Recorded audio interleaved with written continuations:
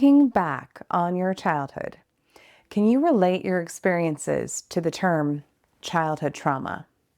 Yes, sort of, maybe? Do you need to understand what childhood trauma is to better assess your experience? Then this episode is for you. Hi, I'm Annie Wright, a licensed psychotherapist and an expert in childhood trauma recovery. Every bit of my work in the world, including today's episode, is designed to support those who come from childhood trauma backgrounds to have the best adulthood possible, no matter where you may have started out in life. I'm so glad you're here today, and I hope that even one thing I share in today's video feels helpful to you if you've even remotely suspected you come from a childhood trauma background. And if you do, I encourage you to subscribe to this YouTube channel and sign up for my newsletter in the show notes below.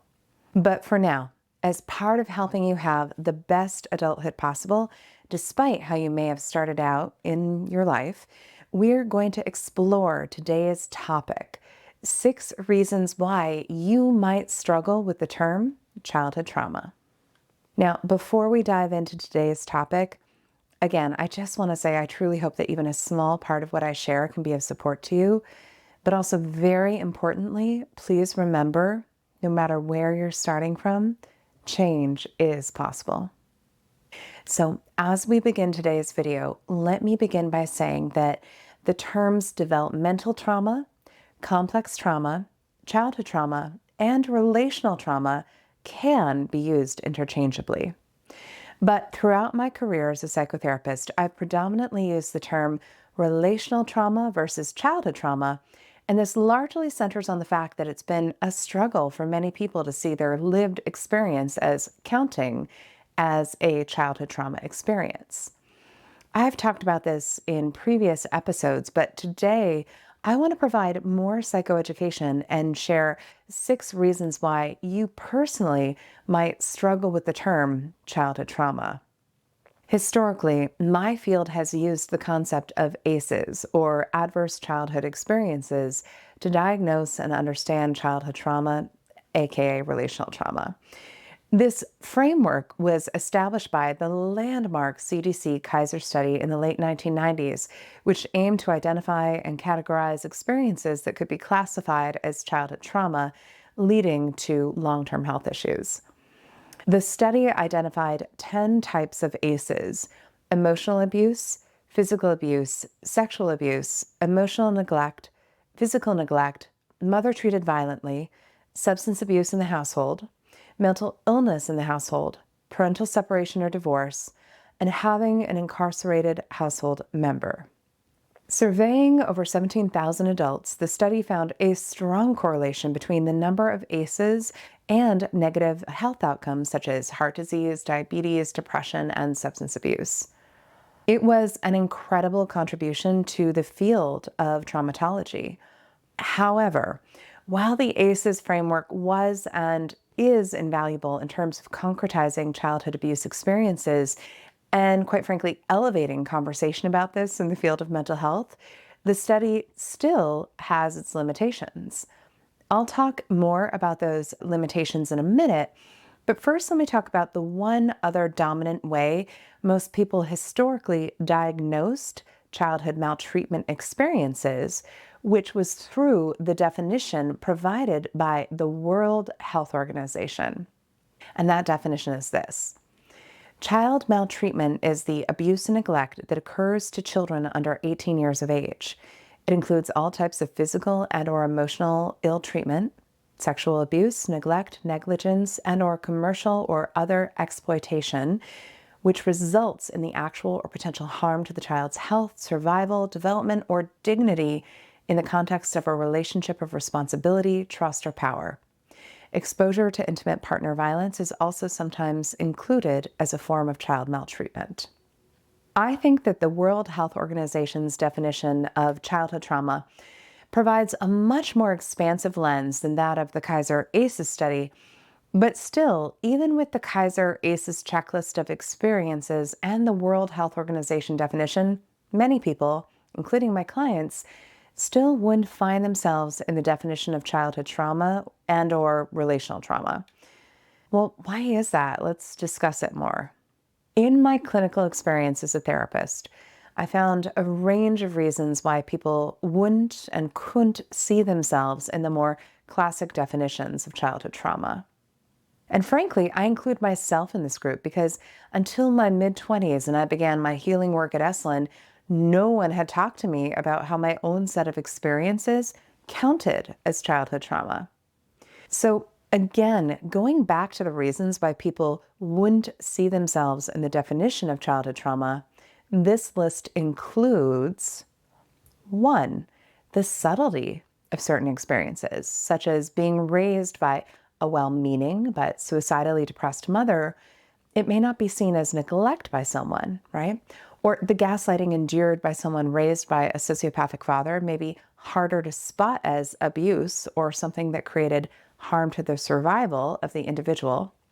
Inside such strong words in the WHO definition and the Kaiser ACEs checklist, many people are quick to write off their experience as not counting, right? When those more subtle experiences take place.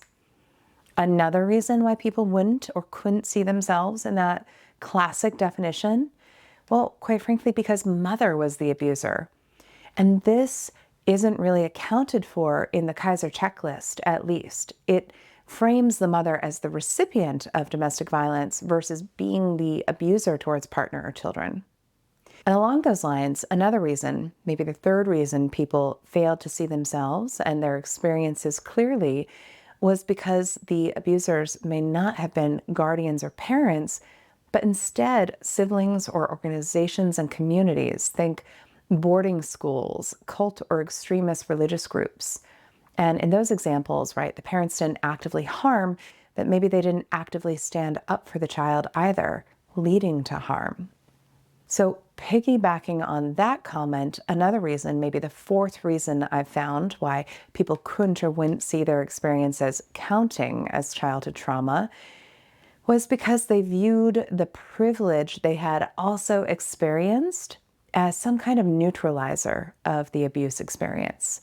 Comments like, sure, dad was always in a rage when he came home, but we had food to eat and vacations every summer, so it couldn't have counted as trauma, right? Those are comments I've heard a lot. And other comments I've heard include, well, we had the nicest house in the neighborhood and vacations to Europe, so it couldn't be childhood abuse even if I was terrified of my mom the whole time, right? We were so rich. Comments like that view the privilege as the neutralizing element. And look, beyond the personal gaslighting people would do to themselves, meaning diminishing or dismissing, such as neutralizing abuse because of privilege, another reason would be the gaslighting from others to the individual, when others would diminish or dismiss another person's lived experience. For example, people might experience gaslighting from their family, which would lead them to doubt their experience and not be able to see themselves or their histories accurately. Comments such as, dad's just being dad, it's no big deal. What are you talking about? That didn't happen. Your sister isn't upset, it's not a big deal, get over it. Comments like that are examples of the family system gaslighting the individual who endured experiences that may have felt abusive. And it's because of gaslighting from others. That's another reason why people maybe couldn't see their own experiences counting as childhood trauma. And then finally, another reason, there were and are preconceived notions many of us held and still hold about what counts as abuse or trauma, largely informed by those historical perceptions I shared, but also informed by the lack of palatability as seeing someone who was abused or came from trauma, seeing ourselves as someone who came from abuse or trauma. And again, while I certainly have a high ACE score myself, and honestly, I only found that out later in grad school when I was introduced to the concept of ACEs, I didn't even then see an appropriate, expansive definition of trauma that reflected or could capture what I personally experienced. I still didn't really feel like the historical definitions of childhood trauma accurately reflected my experience. So at that point in time, I started using the term relational trauma in my online writing, defining it in a particular way. And as far as I understand it, and as far as the internet tells me, I was really one of the first to start using the term back in the early days of expanding the conversation back online, way back when in the spring of 2015. So, in a future episode, I'm going to share my now evolved definition of relational trauma with you and vignettes of what clients would express as lived experiences that they didn't see reflected in more typical childhood trauma definitions.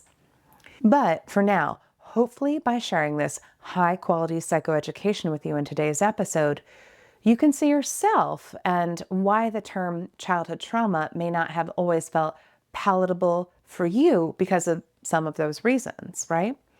So now tell me in the comments below, do you relate or have you related in the past to struggling with applying the term childhood trauma to your own story, to your own lived experience? Did you see yourself in any of those 6 reasons I listed why it might have been hard for you to see yourself inside of that term? If you feel so inclined, please leave a message below so that others can benefit from your share and wisdom. You never know who on the other side of the world you might be helping when you share your story.